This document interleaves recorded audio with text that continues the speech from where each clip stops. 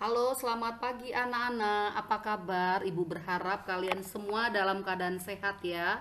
Saat ini kita masuk kepada bab yang terbaru yaitu tentang sistem organisasi kehidupan. Ya, tentang sistem organisasi kehidupan. Apa saja sih yang akan kita bahas dalam bab ini? Kita akan saksikan.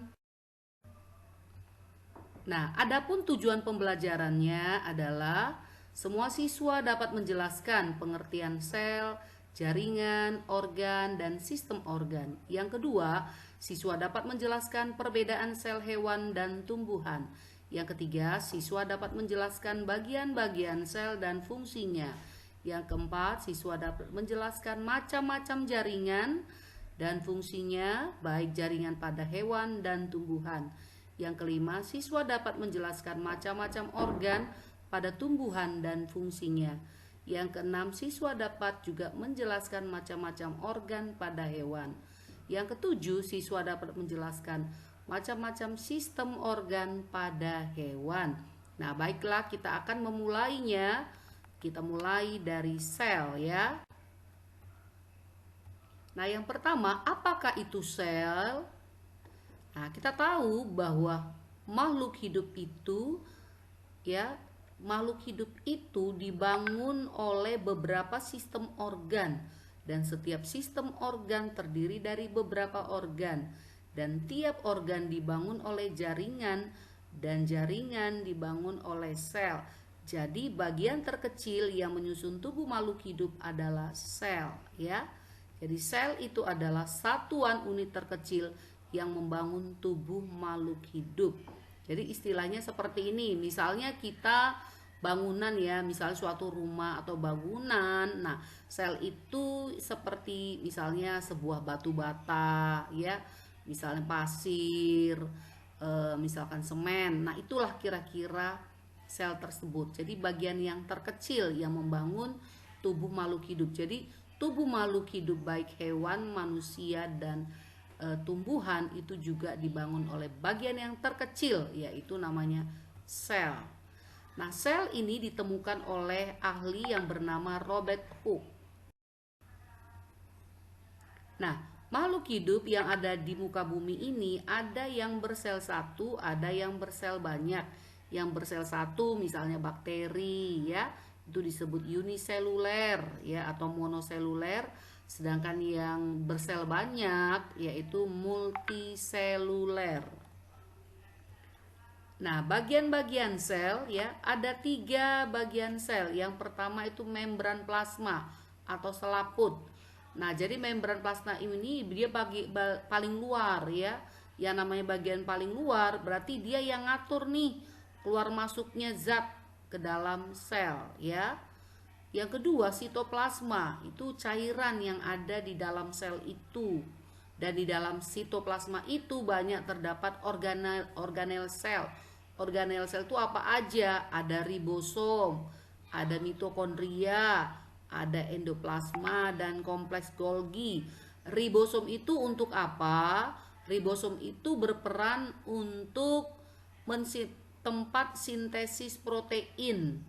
Sedangkan mitokondria itu sebagai alat pernafasannya yang menghasilkan energi. Sedangkan retikulum endoplasma, nah ini berperan sebagai alat pengangkutan di dalam sel. Sedangkan kompleks Golgi atau badan Golgi ini berperan sebagai alat pengeluaran di dalam sel.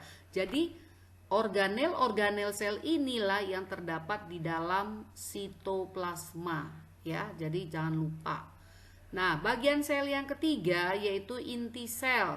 Apakah itu inti sel? Nah, inti sel ini yang ngatur nih. Semua kegiatan yang ada di dalam sel itu yang mengatur adalah si inti sel, ya, atau nukleus. Dan di dalam inti sel atau nukleus ini terdapat kromosom. Kromosom itu adalah faktor yang mewariskan sifat keturunan dari orang tua kepada anaknya. Jadi kalau kamu bertanya, oh iya kenapa ya sifat yang ada pada diri saya, baik yang bisa diamati maupun tak diamati itu dengan kedua orang tua, karena sifat itu diwariskan dari orang tua melalui kromosom. Nah, coba kamu lihat, ini gambar sel hewan ya, dan ini gambar sel tumbuhan ya. Bisa kamu perhatikan gambar sel hewan dan tumbuhan. Nah, ini tadi 3 bagian selnya. Bagian paling luar ya, bagian paling luar itu adalah membran.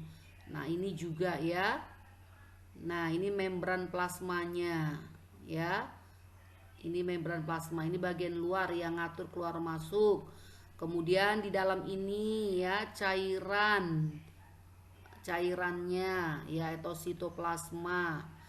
Lalu ada inti sel. Nah, ini inti sel atau nukleus yang ngatur kegiatan dalam sel ya. Lalu yang di dalam ini semua adalah badan Golgi ya, badan Golgi. Nah, ini semuanya bukan badan Golgi, organel sel yang tadi sudah disebutkan ya. Nah, ini perbedaan beda banget ya antara sel hewan dengan tumbuhan.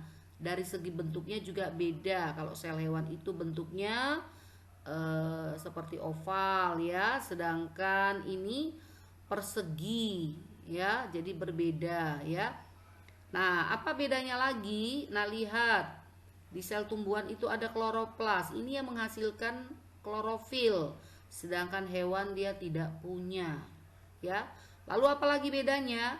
Nah, kalau tumbuhan itu punya dinding sel. Nih lihat. Jadi dia lebih tebal. Makanya kalau sel tumbuhan itu dia nggak lentur ya. Kalau hewan itu lentur karena dia nggak punya dinding sel. Dan semua organel sel tadi, ada badan Golgi, ada ribosom, ada sentriol. Nah, ini tadi perbedaan antara ya, sel hewan dan tumbuhan ya, sitoplasma. Jadi sel tumbuhan itu lebih besar dari sel hewan, sedangkan hewan lebih kecil. Sel tumbuhan itu bentuknya tetap. Kenapa tadi tetap? Karena dia punya dinding sel. Sedangkan sel hewan bentuknya tidak tetap karena dia tidak punya dinding ya. Yang ketiga, sel tumbuhan itu punya dinding sel dari selulosa, sedangkan sel hewan tidak punya dinding. Sel tumbuhan itu punya kloroplas atau plastida, zat warna, sedangkan sel hewan tidak. Nah, sel hewan asal energinya atau dia memperoleh energi dari proses fotosintesis, sehingga dia bersifat autotrof. Sedangkan sel hewan itu bersifat heterotrof. Dia mengambil makanan dari organisme yang lain. Itulah perbedaan antara sel hewan dan tumbuhan. Masih ada lagi perbedaannya ya, yaitu sel tumbuhan itu dia tidak punya sentrosom. Ya, kalau hewan itu punya sentrosom atau sentriol. Yang kedua, tadi Bunda jelaskan bahwa bagian terkecil adalah sel. Nah, sekarang sel itu antara satu dengan yang lain yang bentuknya sama, dia akan berkelompok. Jadi istilahnya misalnya gini, satu batu bata disusun gitu ya, menjadi beberapa banyak. Nah, itulah jaringan.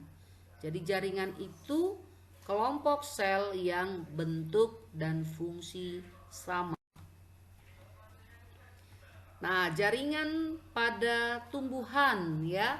Jaringan tumbuhan itu kita tahu bahwa tumbuhan itu terdiri dari akar, batang, dan daun.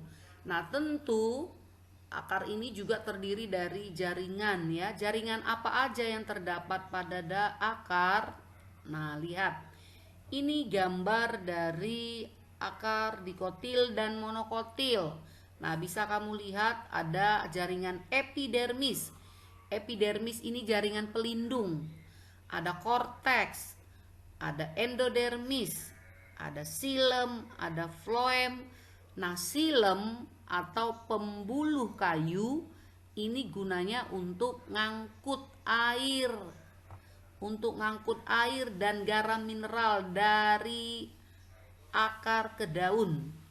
Sedangkan floem ini berperan dalam mengangkut hasil fotosintesis dari daun dan dia sebarkan ke seluruh tumbuhan. Nah, sedangkan pada batang ya, kamu bisa lihat ada xilem juga, ada floem ya. Dan coba perhatikan antara di batang dikotil, antara xilem dan floem ya, itu ada bentuk dia garis yang melingkar. Nah, ini namanya kambium. Kambium inilah yang memperbesar batang dikotil. Makanya kenapa batang tumbuhan dikotil, misalnya pohon ini ya mangga atau batang tumbuhan beringin itu besar karena ada kambium yang membentuk. Sedangkan monokotil misalnya rumput, jagung, padi, pohon kelapa ya, itu biasanya batangnya tidak membesar ya. Karena apa? Karena dia tidak punya kambium. Nah, sedangkan yang ini kamu lihat adalah jaringan pada daun ya. Maaf, ini bukan tumbuhan, ini pada daun ya.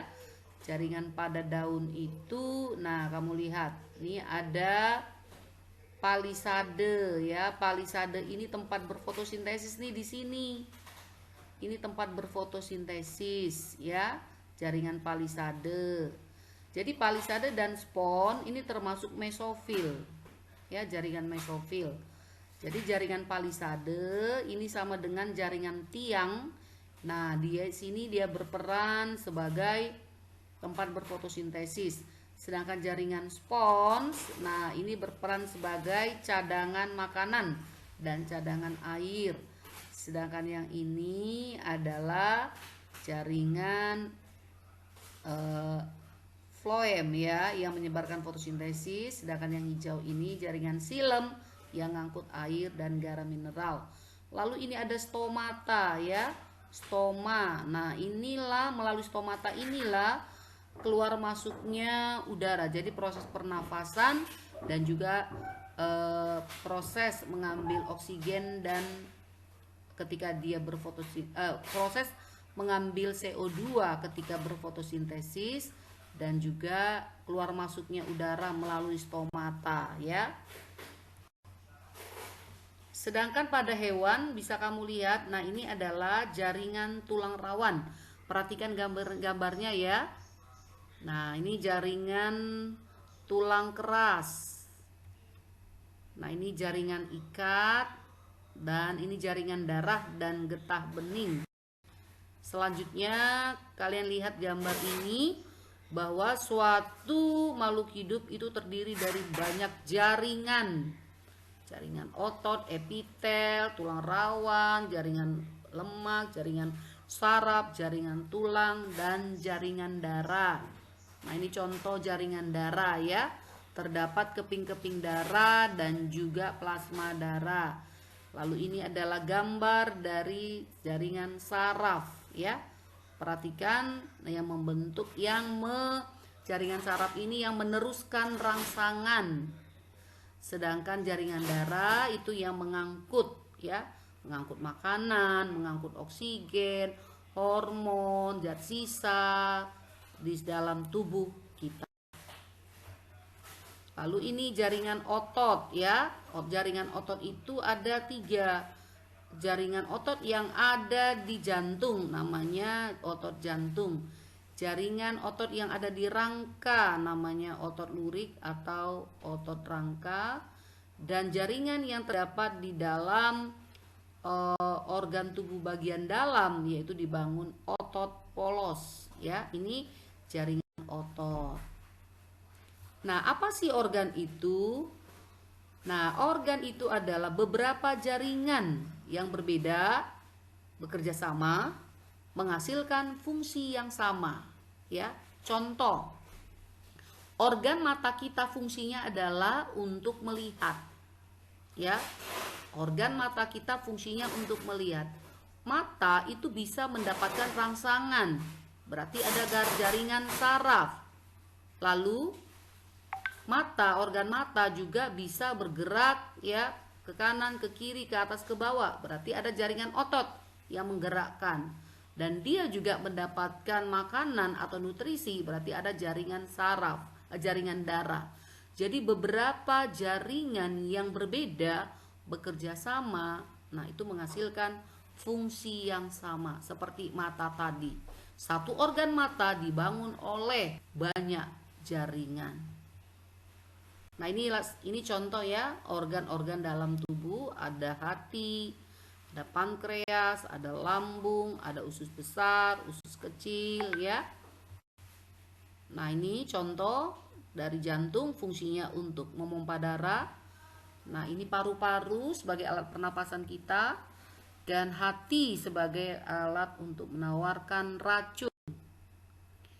Nah kalau kamu perhatikan gambar ini adalah organ pada tumbuhan ya. Ada bunga, ada batang, ada daun, ada akar. Nah bunga di sini berperan sebagai alat perkembangbiakan ya. Sedangkan di daun ini terjadi fotosintesis, menyimpan cadangan makanan sebagai alat pernafasan dan juga tempat penguapan. Sedangkan batang, nah batang ini yang menyokong berdirinya tumbuhan.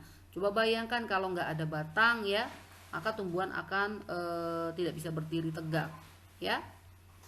Selanjutnya ini adalah daun ya, dia menyerap air, maaf salah tulis ya, akar ya.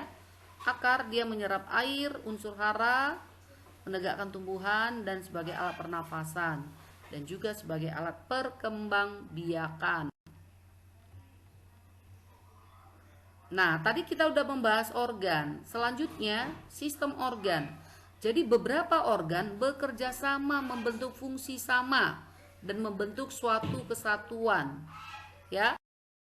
Contoh, sistem rangka. Sistem rangka ini tersusun oleh tulang ya.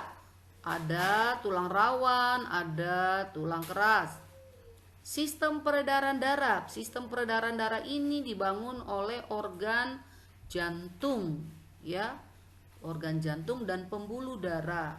Sistem otot. Nah, ini tadi ya, dibangun oleh otot polos, otot jantung dan juga otot duri.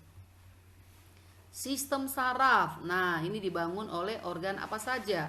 Ada otak besar, otak kecil, sumsum lanjutan, sumsum tulang belakang, dan juga sel-sel saraf atau jaringan saraf.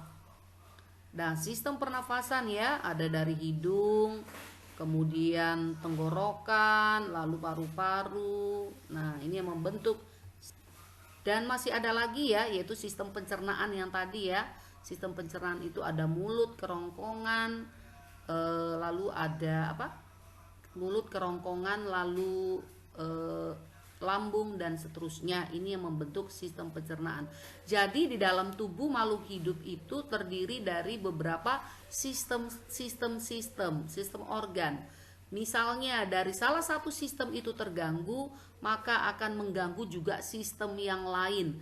Jadi kalau orang sakit misalnya ya, penyakit berhubungan dengan penyakit pembuluh darah atau peredaran darah, ini juga bisa mengganggu jantungnya ya. Jantung kan itu berhubungan dengan darah, dan juga ini akan mempengaruhi juga sistem sarafnya. Jadi yang namanya satu kesatuan, bila satu sistem terganggu maka akan mengganggu yang lain juga. Nah seperti itu ya anak-anak ya. Terima kasih kamu sudah mengikuti mapel biologi hari ini. Semoga apa yang kita bahas hari ini bisa kamu cermati dan menambah pengetahuan kamu ya. Terima kasih, Tuhan memberkati, selamat belajar. Shalom.